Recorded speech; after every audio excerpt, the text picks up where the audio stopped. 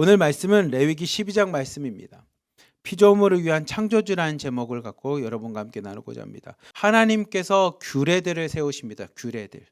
그러니까 제사 말고 너희들이 생활하는 데 있어서 하나님 앞에 거룩한 삶, 거룩한 백성으로 이러이런 것을 지켜야 돼라고 우리에게 준 지켜야 될 법령, 지켜야 될 제도, 지켜야 될 법률 같은 게 있습니다. 그거를 이제 오늘 본문에 보면 거룩한 삶을 위해서 하나님 주신 말씀들인데, 그 말씀 중에 오늘 12장은 여인이 임신을 해서 아이를 낳았을 때 하나님 앞에 어떻게 하면 거룩해질 것인지, 어떻게 하면 정한 존재가 될 수 있을지에 대해서 이야기하는 것이 레위기 12장 말씀입니다. 우리 12장 1절부터 5절까지 말씀 같이 한번 봅시다. 1절부터 5절까지 같이 한번 목소리 같이 읽읍시다. 시작.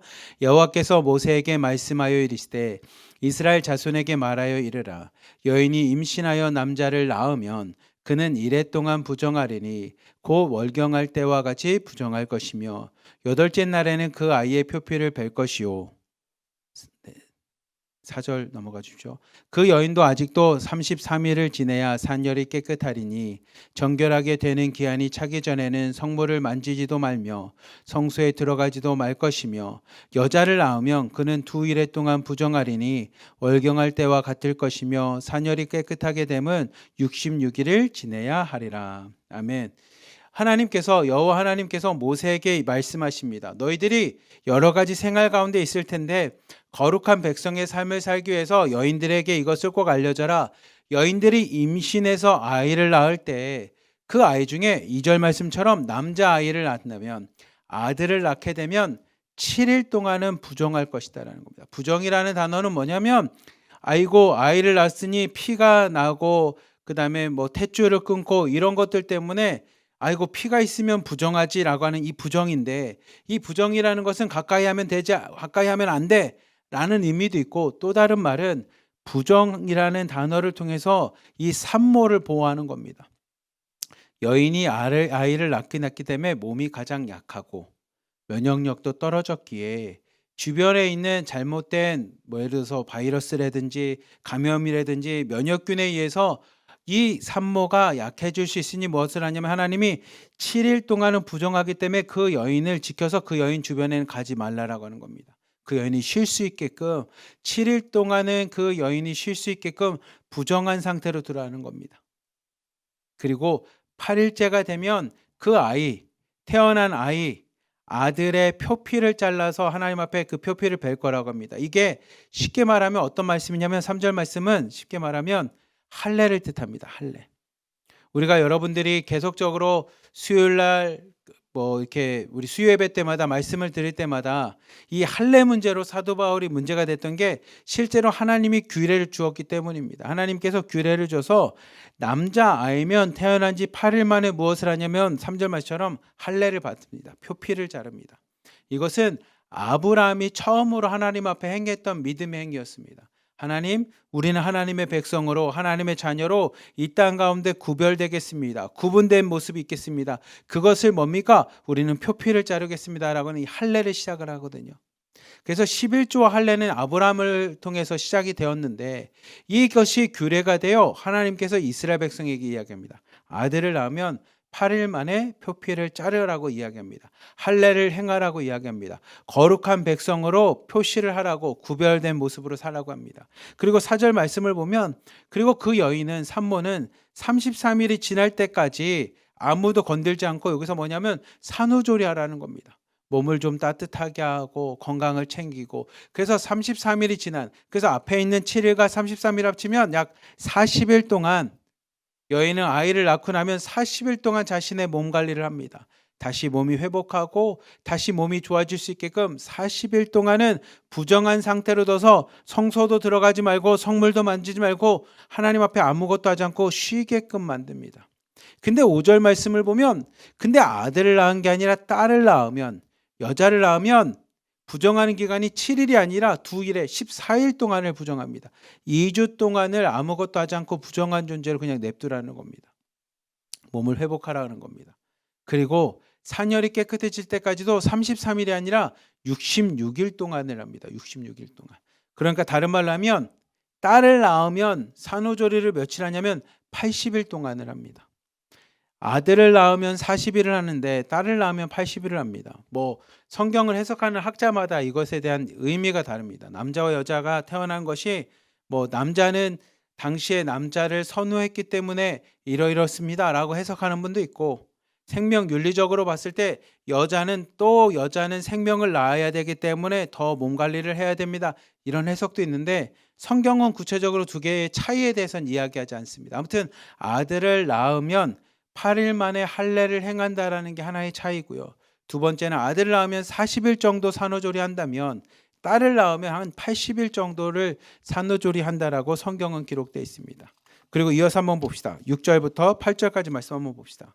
같이 읽읍시다. 시작. 아들이나 딸이나 정결하게 되는 기한이 차면 그 여인은 번제를 위하여 1년 된 어린 양을 가지고 속죄제를 위하여 집 비둘기 새끼나 산비둘기를 회막문 제사장에게로 가져갈 것이며, 제사장은 그것을 여호와 앞에 들여서 그 여인을 위하여 속죄할지니 그리하면 산혈이 깨끗하리라.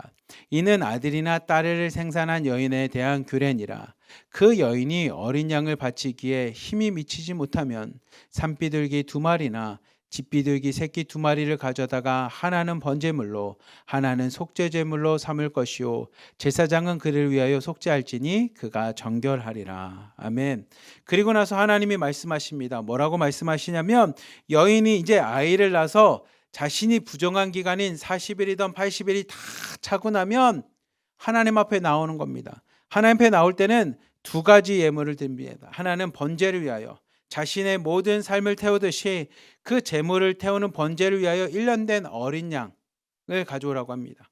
그리고 또 하나는 속죄제를 위해서 하나님 앞에 아이를 낳고 난 후에 내가 하나님 앞에 내 죄가 있는 것이 있다면 하나님 나의 죄를 씻어주십시오라고 자신의 죄사함을 위해, 깨끗함을 위해, 거룩함을 위해 집비둘기 새끼나 산비둘기를 잡아다가 그 제사장에게 가져와서 그것을 위해서 하나님 앞에 제물을 드립니다. 그런데 아이를 낳는데 우리 집이 가난해서 어린 양을 잡을 만한 돈도 없고 어린 양을 잡을 만한 재물이 없는 사람에겐 8절 말씀을 보시면 뭐라고 되어 있냐면, 어린 양 대신에 무엇을 하냐면 힘이 미치지 못한 사람, 또 가난한 사람, 돈이 없는 사람들은 그냥 산비둘기 2마리나 집비둘기 새끼 2마리를 가져오면 됩니다. 그래서 한 마리는 어린 양을 대신해서 번제물로 드리고 하나는 우리의 죄를 속죄함을 위한 속죄 제물로 삼으시면 됩니다. 그러면 하나님 뭐냐면 그를 정결하게 한다라는 겁니다. 여러분, 오늘 말씀을 보면 하나님께서는 우리가 하나님 앞에 거룩한 백성으로 살아가기를 원하십니다. 하나님 앞에 거룩한 백성, 네, PPT 안 띄워도 됩니다. 하나님 앞에 우리가 거룩한 백성으로 살아가도록 우리를 하나님의 거룩한 자녀로 삼아주셨습니다. 우리가 어제 아카데미를 통해서 배운 것처럼, 그리고 그렇게 거룩하도록 하나님이 주신 제도 중에 하나가 제사제도입니다. 제사제도. 그리고 그 제사제도와 함께 우리의 일상 속에서도 하나님의 거룩한 백성이 살아가도록 하나하나 하나님이 주셨습니다. 그 중에 하나가 오늘 임신한 여인, 아이를 낳은 산모에 대한 하나님의 규례이고 하나님의 법도였습니다.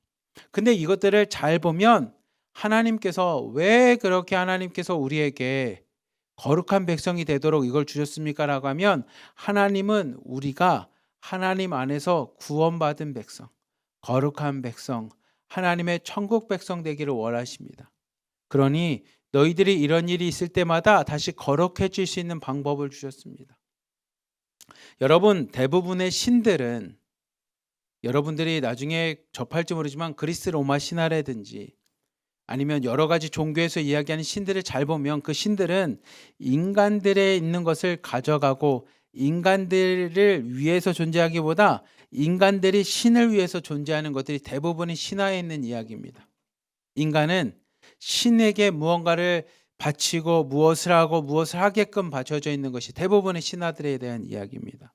근데 여러분들이 이 레위기 말씀을 잘 읽어보고 묵상해 보면, 하나님은, 이 창조주이신 하나님은 우리 피조물을 위해서 지속적으로 준비하십니다. 그리고 나중에는 여러분이 성경을 읽어보시면 알겠지만 피조물을 위해 자신이 직접 십자가에 죽으실 만큼 피조물을 위한 창조주가 하나님이십니다. 그래서 성경을 보면 성경은 하나님이 절대 가난해서 하나님이 뭔가가 부족해서 여러분의 것을 원하지는 않으십니다. 그렇게 하나님은 성경을 보면 야, 양이 없으면 안 돼. 양 바치지 않는 사람들은 내가 죄삼하지 않을 거야. 이렇게 말씀하시지 않습니다. 힘이 없는 사람, 가난한 자를 위해서도 하나님께 앞에 나올 수 있는 제도를, 방법을 계속적으로 만드십니다.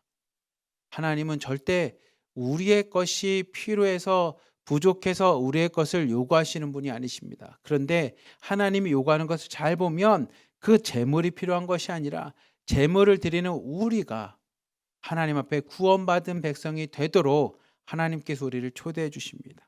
그래서 제가 마지막으로 PPT에 이런 거를 결론을 한번 지었습니다. 한번 같이 보시면 주님은 우리의 것이 필요한 것이 아니라 우리의 마음과 신앙, 믿음, 그리고 정성과 감사를 원하신다라는 겁니다. 그러니까 우리가 드려지는 제물도, 우리가 드려지는 헌금도, 화면 띄워주십시오. 그냥 우리가 드려지는 모든 것들은 우리의 것을 하나님이 원하셔서가 아니라 우리의 마음과 신앙과 믿음과 정성과 감사를 담았기 때문에, 우리의 헌금이 우리의 마음과 신앙과 믿음과 정성과 감사를 담고 있기 때문에, 우리가 드려지는 제물들이 우리의 마음과 신앙과 믿음과 정성과 감사를 드려졌기 때문에 그것을 받으시는 거지, 하나님이 양고기가 먹고 싶어서 돈이 필요해서 우리 헌금을 받으시는 분이 아니시라는 겁니다. 여러분, 이것을 마음에 새기면서 오늘 하루도 여러분의 마음과 신앙과 믿음, 그리고 여러분의 정성을 대 하나님 앞에 나가시고요. 우리가 함께 찬양하고 앞에서도 이야기한 것처럼 감사함으로 하나님께 나가시는 우리 하나로 드림교회 드림공동체 모든 자매님들, 성도님들 되시길 주님의 이름으로 간절히 기도하며 축복합니다. 아멘. 기도하겠습니다. 사랑이 많으신 하나님 아버지, 감사합니다. 오늘 레위기 말씀을 통해 하나님께서는 우리의 것이 필요한 것이 아니라 우리의 믿음과 우리의 마음과 정성과 우리의 감사를 받으시는 것을 하나님 이 시간에 고백합니다. 하나님, 그렇다면 오늘 하루 살아갈 때 하나님 앞에 장사하듯이, 거래하듯이 내 것을 가지고 하나님 앞에 나가는 것이 아니라 우리의 믿음과 신앙과 우리의 마음과 하나님, 우리의 정성과 감사를 가지고 오늘 하루도 하나님의 자녀로, 백성으로 하나님 앞에 나갈 수 있는 하나님 믿음의 성도들 되게 하여 주시고 믿음의 자매님들 되도록 우리의 삶을 축복하여 주시옵소서. 우리의 믿음을 받아주시고 우리의 삶을 받아주시옵소서. 우리를 사랑하시는 예수 그리스도의 이름으로 감사하며 기도리옵나이다. 아멘.